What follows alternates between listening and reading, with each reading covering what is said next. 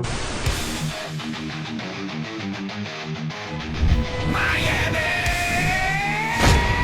To mission control, we have liftoff. Phinhub! Phinhub! We talking Dolphin City! Phinhub, Phinhub! Yeah! It's that Dolphin Show! Phinhub! Welcome to the Phinhub Show, the one NFL podcast you can't leave off your roster. Now here's your host, Joey and Kevin Tejedo. All right, welcome back to another episode of Phinhub, powered by BetUS. If you guys haven't already, make sure to check out BetUS and use code YouTube150 for a 150% bonus on your first deposit. The next two deposits will be for 125% bonuses. So make sure to check out BetUS and use code BetUS today.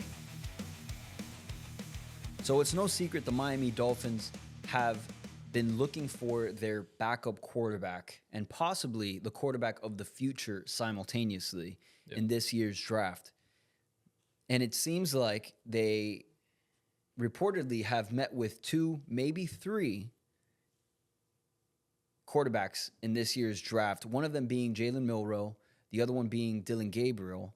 And we suspect, even though he declined to reveal the teams that he's met with, we suspect that Jackson Dart may have met with the Miami Dolphins too. At least we hope they have met with him. So how do you feel about these quarterbacks that we've met with? Are there any of them that stick out to you that you're like, you know, that would be the guy, that's the project I want to take on? Or maybe he can fit right away and be that backup quarterback that we're looking for? I would say there's different categories within these guys. Jalen Milrow, a heck of a talent in a sense, super fast. You know, he does have some deficiencies when it comes to accuracy and all that.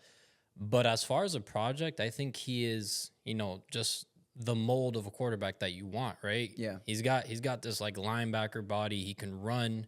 He's got a tremendous arm in the sense of arm strength. We know all Dolphins fans are oozing for that, whatever reason. But, you know, at the end of the day, you need that accuracy. You need someone with timing and all that stuff, which is what Tua provides for you. You know, we wish his arm was a little stronger, but then you got a guy like Jackson Dart. He's got the strong arm. He does show some accuracy, you know what I'm saying? So when it comes to the best prospect that we would like, it would be Jackson Dart. But I don't think he's going to fall to us. I don't see the Dolphins even going for him at number 13. And I wouldn't be surprised if he's gone by that time, you know what I'm saying? So I think the Dolphins are looking into a situation that they want to draft, yes, a second-string quarterback. Let's say if they can't get that in free agency, but they got a guy that has some talent, they want to snag that. But I just don't think it's going to be there, right? So I think the best bet is for the Dolphins to get, you know, a veteran free agent that's going to come in. He's going to know the offense. He's going to be all reliable for us in the event that Tua goes down. But I do want to draft one of these guys that are high upside, even if they have to sit for a year or two. You know what you have in Tua. Mm-hmm. You know that he's a good enough quarterback to win you some games, possibly win you a playoff game. And I know he hasn't done that yet, but he does have the talent to do that, right? Right. The biggest thing is the injury concerns, and if he's going to even be able to withstand a whole NFL season. And then when he gets to the playoffs, is he going to roll in, you know, hobbled? Is he going to be, you know, still have enough arm strength to get the passes down? You know, it's all a big mystery. But if you ask me, I think the pick to go to is Jalen Milrow. I think you get a chance to maybe get a guy like that in the second round, because I do think he might slip. He didn't have a great, you know, Senior Bowl. I think in some of the practices he had like very lackluster days, throwing interceptions, missing on throws. So if you could get a guy like that, refine his arm, his accuracy, I think the Dolphins might have maybe a diamond in the rough in a sense. Okay. You know, it's not a guy that's like an automatic home run. You know that's a home run pick and it's going to happen. So I do see that maybe being available in the second round, and I think that might be the way to go. So he might even fall with his performance. Maybe. So and especially with Jackson Dart moving up, maybe Jalen Milrow moves down. But if you're the Dolphins and you really like his talent, do you run that risk? Because I feel like we've done that for years. It's like, if you like the guy, get him. Like, okay, a question. I'm not sure if I have this correctly, but did the Ravens move up back into the first round to get Lamar Jackson? Yeah. Okay, so I look at it from this perspective. It's the most important position in the NFL. And I don't feel like you can shoot enough. You know, can't. when it comes to that position, you're going to miss out more often than not.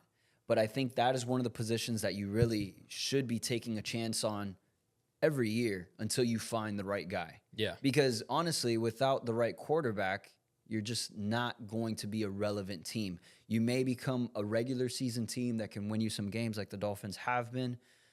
But to get to the big game, to compete with the Bills, to compete with the Chiefs, the Ravens, these guys have premier talent at the quarterback position. And to be there every single season, you're going to need one of those guys. Yeah. So I think that's a position that the Dolphins and any NFL team that doesn't have that position solidified, I think they should be swinging for the fences every single year to get that guy. Yeah. So that being said, there are a few different ways to look at it.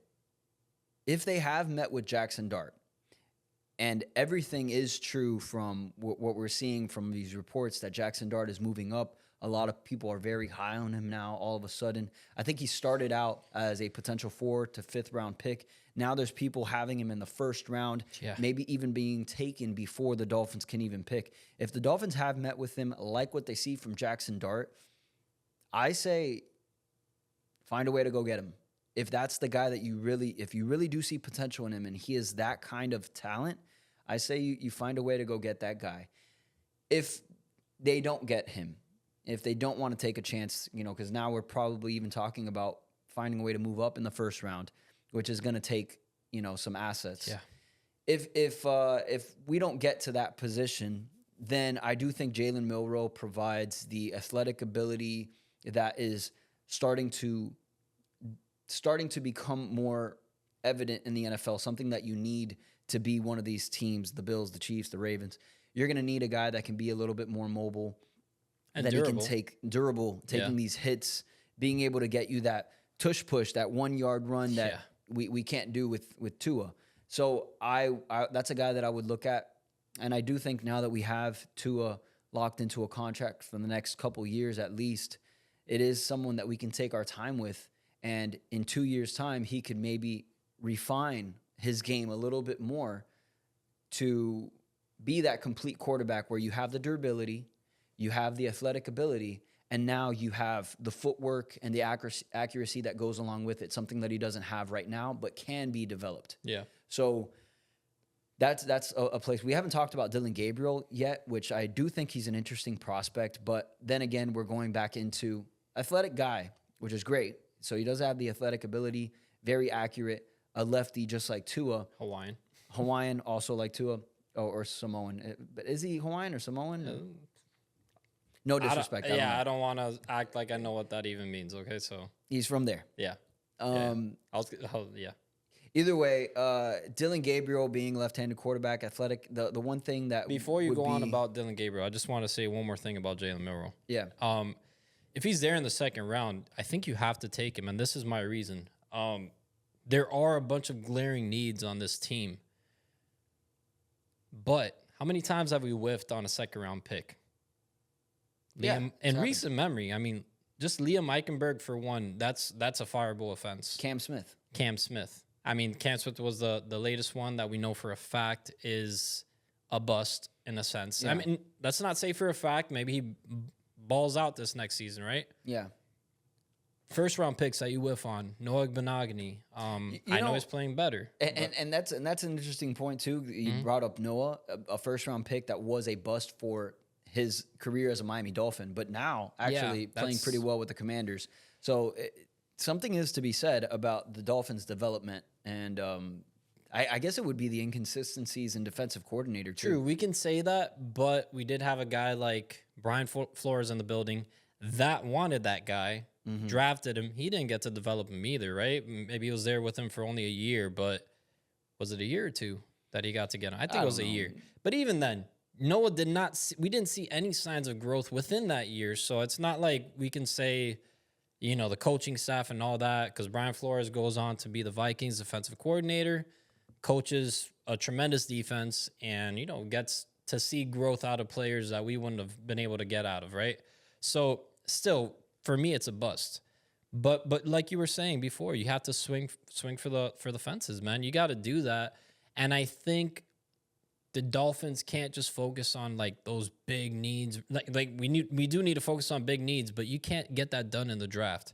And it's not going to turn your team around within one season, right? Right. Usually the draft is getting into high upside. Usually rookies aren't even ready to play. I mean, we got a stud in Chop Robinson that was ready to play. Luckily, the coaching staff was able to get the most out of him. But if you can get a guy in the building like Jalen Milrow, that you can refine all those little things that he really needs to work on, I say you do it. You do it in the second round. And even if you have to move up in the second round because you feel like, I don't know, this team might get it, do it. Move up. Figure it out, So that's all I want to say. I'm with that. I think that's a quarterback. The quarterback is a position where you really have to take your chances. Yeah. And to be where the Dolphins have been in recent years since picking up Tua. Yeah. It's just, I mean, we see where we're at now. So then that goes into Dylan Gabriel. I don't think that's really taking a chance. I think what you're doing is getting a really high quality backup in the future, right? Yeah. So let's say he develops for the next year. Maybe he beats out Tua. I don't even know. But that doesn't mean that you solve that problem. Like, Right. I don't think that will be the face of the franchise. You know what I'm saying? So that's get a guy that you feel like can be that eventually if you get the best out of him. Right. So If you can develop him. Yeah, exactly. Now going back to the whole defensive coordinator issue, it looks like the Saints have brought it down to quite a few coaches now. It's I think Kellen Moore is the favorite right now from what we're seeing. And, I mean, that's huge for the Dolphins. That means for the first time in what you were telling me the other day, 6 years? I don't know. We would have to go back and check, but it's been a while since we've had Yeah. defensive coordinator going back-to-back seasons for the Miami Dolphins, and that's huge for the development of this team going forward, the young players that we have in the building. To have consistency at that position in the coaching staff, I think would provide huge dividends for everyone involved.